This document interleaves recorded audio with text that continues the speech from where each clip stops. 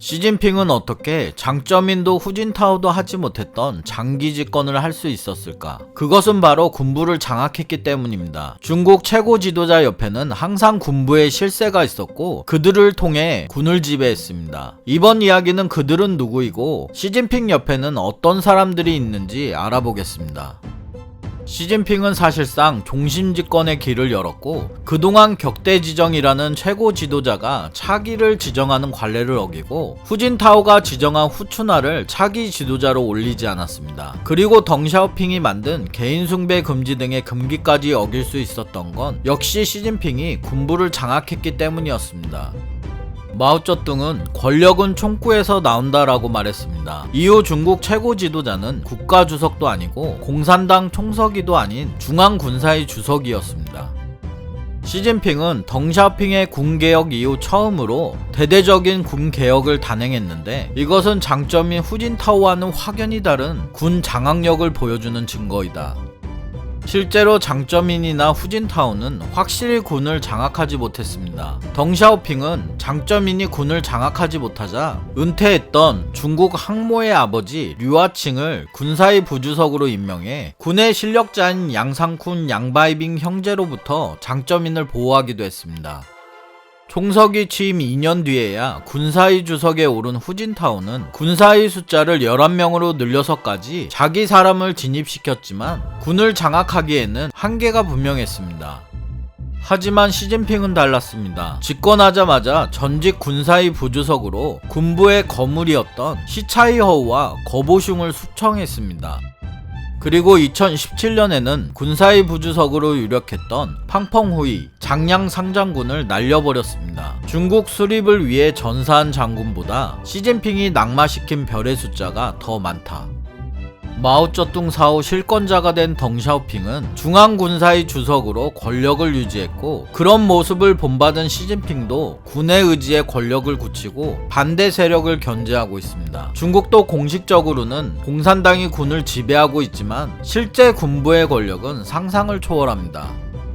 중나나이를 둘러싼 권력 투쟁은 종종 군사정변으로 발전했는데 대표적으로 린벼오의 쿠데타를 꼽을 수 있습니다. 큰 유혈 사태는 벌어지지 않았으나 거의 전면전이 일어날 수 있는 정변이었습니다. 1976년 왕둥싱에 의한 4인방 체포도 비슷한 사례이고 1992년 장쩌민이 당시 군부 핵심 세력인 양상군 휘하 세력의 갈등과 위기도 중나나이의 권력 투쟁이 군사정변으로 이어질 수 있다는 교훈을 보여주었습니다. 시진핑은 이런 사실을 너무나 잘 알고 있습니다. 그렇기 때문에 자신의 측근들을 군부 안에 최대한 많이 심어 확실하게 최대 권력 기반을 장악해야 했습니다. 시진핑이 잦은 인사를 통해 군의 세대 교체를 하는 것은 바로 이런 이유 때문입니다. 중나나이 스타일의 하나회가 실제로 존재하기 때문입니다. 시진핑이 반부패를 내세우며 200명에 가까운 고위장성을 척결했음에도 인민해방군에서 실권을 쥐고 있는 사람은 여전히 장쩌민 시기에 발탁한 사람들이 주류라고 평가되었습니다. 그래서 시진핑은 항상 불안할 수밖에 없습니다. 중국에는 군의 실세들이 중국 최고 지도자들의 권력을 뒷받침해왔습니다. 마오쩌둥 곁에는 왕둥싱이 있었습니다. 마오쩌둥은 왕둥싱이 보이지 않으면 불안하다. 왕둥싱이 옆에 있는 게 습관이 돼버렸다. 라고 말할 정도로 신임이 두터웠습니다. 왕둥싱 역시 평생 머릿속에 마오쩌둥 한 사람밖에 없었고 마오쩌둥에게 충성했습니다. 왕둥싱은 잘 알려져 있지 않지만 마오쩌둥 덕분에 힘이 막강했습니다. 마오쩌둥이 죽자 왕둥싱은 화거펑을 존중했는데 마오쩌둥이 지정한 후계자라는 점이 가장 중요한 이유였습니다. 화거펑 예제닝과 함께 4인방을 체포한 왕둥싱은 화거펑을 당 주석과 군사위 주석에 추대합니다. 예제닝 아들에게 4인방 체포 소식을 들은 덩샤오핑이 말했습니다. 4인방이 체포되었고 왕둥싱이 참여했다니 안심이다. 나도 이제는 만년을 편안히 보내게 됐다. 왕둥싱은 덩샤오핑의 복귀를 반대했지만 우여곡절 끝에 덩샤오핑이 복귀하자 공개적으로 무시했습니다. 덩샤오핑이 4인방과 투쟁한 것은 사실이지만 화거펑 주석과 이름을 나란히 할 수는 없다. 덩샤오핑은 4인방에 의해 쫓겨나서 화거펑이 없었더라면 복귀가 불가능했다. 지금쯤 집안에서 여생을 보내는 평범한 노인에 불과했을 것이다. 하지만 왕둥싱은 덩샤오핑이 실권을 장악한 이후 화거펑과 함께 정치 무대에서 물러났습니다. 덩샤오핑 시대에는 왕루 1인이 있었습니다. 왕루 1인은 덩샤오핑의 마쿠 실세로 여겨졌으며 덩샤오핑을 대신해 정치국 회의 등에 자주 참석했습니다. 중국 정계에서 덩샤오핑을 만나기 위해서는 왕루 1인을 통해야 하는 것이 정설이었다.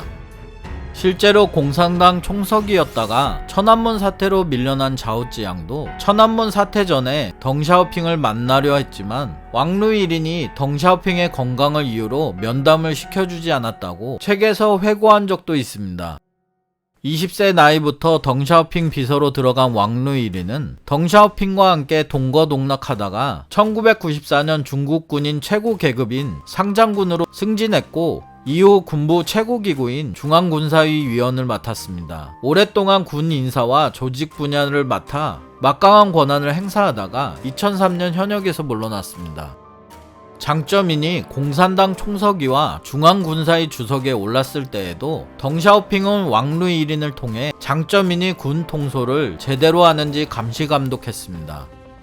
장쩌민 시대에는 자팅안이 있었습니다. 자팅안 역시 1982년부터 29년 동안 장쩌민을 보필해온 비서 출신으로 처음에는 문관으로 시작했지만 나중에는 군 최고 계급인 상장까지 승진했습니다. 마오쩌둥의 왕둥신, 덩샤오핑의 왕루 1인, 장쩌민 시대의 자팅안의 존재까지 거론하면 중나라의 권력의 최고의 버팀목은 역시 군부였습니다. 시진핑 시대에도 군부 내 파벌은 존재하는데 대부분 시진핑에게 수단 방법을 가리지 않고 충성을 바쳐 시진핑의 권력 버팀목이 되고 있습니다. 주로 태자당 출신이거나 시진핑이 푸젠 저장성 등지에서 재임할 때 시진핑 밑에서 일한 사람들, 그리고 군부 내에서는 희귀한 존재로 여겨지는 시진핑의 대학 동문들도 일부 있습니다. 시진핑이 군부를 장악할 수 있게 마쿠에서 도운 대표적인 인물로 예시안닝을 꼽을 수 있습니다.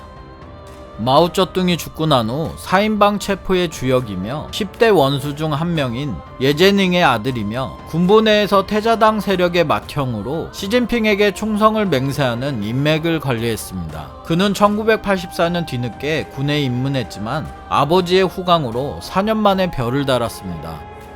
1990년부터 7년 동안 인민해방군의 첩보 업무를 총괄하는 연락부장으로 재직하면서 자신이 직접 해외로 보내 공부하도록 한 태자당 출신 젊은 간부들을 통해 영향력을 행사했습니다. 그리고 이들의 명단을 시진핑에게 전달해 이들이 시진핑에게 충성하도록 만들었습니다.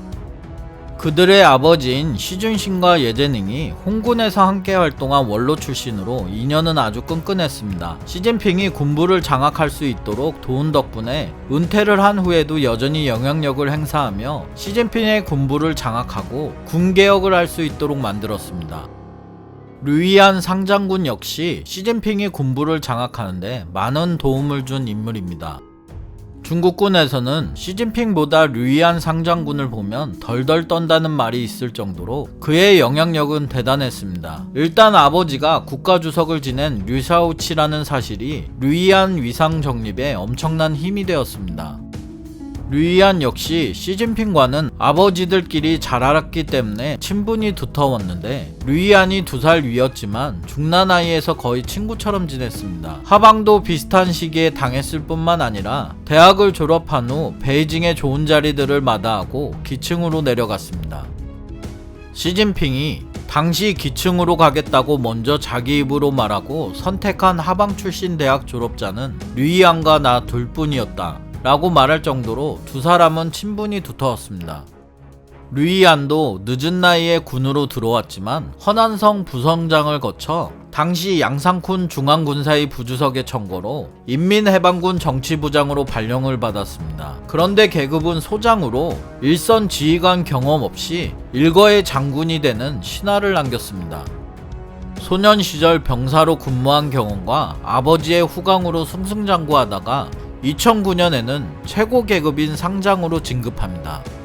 시진핑이 군 개혁의 가장 큰 걸림돌이었던 장쩌민 계파 시차이허우와 거보슝이라는 두 거물을 제거하기 위해 군 내부 세력을 결집하는데 핵심 역할을 한 것이 바로 류이안이었습니다. 이 싸움은 장쩌민 계파의 오래된 군부 실세와 군 내부의 태자당의 충돌로 쉽지 않은 싸움이었는데, 류이안은 내가 군복을 벗는 한이 있더라도 탄가는 반드시 끌어내리겠다 라고 맞섰습니다. 결국 시차이허우와 거보숑을 제거한 류이안은 전역해서 전인대 재경위를 꿰찼습니다. 그렇게 전인대에서 군대 예산을 관리하며 군 외곽에서 군부개혁을 기획하고 지원하는 배후 권력이 되었습니다. 시진핑도 당정의 자리뿐 아니라 군 계통의 요직을 겸임했기 때문에 어렵지 않게 군부 내에 자기 사람을 키웠고 그들을 통해 군부를 쉽게 장악했습니다. 대표적 인물로 왕링을 둘 수 있는데, 시진핑 덕분에 상장까지 진급했고 현재는 전인대 부위원장이 되었습니다. 시진핑과 푸젠 저장 등지에서 근무할 때 인연을 맺은 군부 세력들은 시진핑을 위한 파벌을 만들었습니다. 마지막으로 시진핑에게 덩샤오핑의 왕루 1인이나 장쩌민의 자팅한처럼 군부의 메신저 역할을 하는 가장 주목해야 할 시진핑의 측근 실세는 시진핑 특명으로 2013년 대교 계급장을 단 중사 오진입니다. 인민해방군에서 대교는 높은 계급이지만 장군은 아니었기 때문에 실세가 어떻게 대교 계급장을 다느냐고 의문을 제기한 사람들도 있었습니다. 하지만 시진핑이 위성발사기지 방문할 때 중샤 오진이 옆에서 수행하자 곧 장군으로 승진할 것이란 전망이 있었습니다. 예상대로 얼마 지나지 않아 소장으로 진급했고, 시진핑의 뜻대로 중앙군사위원회 판공청 주임으로 군을 감시하는 임무를 맡겨 만일의 사태에 대비하고 있습니다. 중국에서 군부는 권력의 원천이고 역사의 고비고비마다 핵심 변수로 등장해 결정적인 역할을 했습니다. 중국의 군은 공산혁명을 집행하는 무장집단으로 시작부터 당의 군대였습니다. 그렇기 때문에 중국에서 당을 대신해 국가가 군대를 지휘하는 원칙과 시스템을 갖추는 진정한 문민 통제는 아직 요원합니다. 중국에서 군부는 일당 독재를 지탱하는 유일한 물리적인 힘이기 때문입니다. 다음 영상도 재밌게 만들겠습니다. 구독 부탁드립니다.